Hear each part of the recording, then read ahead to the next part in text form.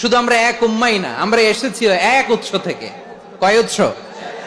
From Adam and eve, আদম এবং হাওয়া, উনার সন্তান আমরা। তার ছেলে মেয়ে থেকে, তার ছেলে মেয়ে থেকে, তার ছেলে মেয়ে থেকে আমি।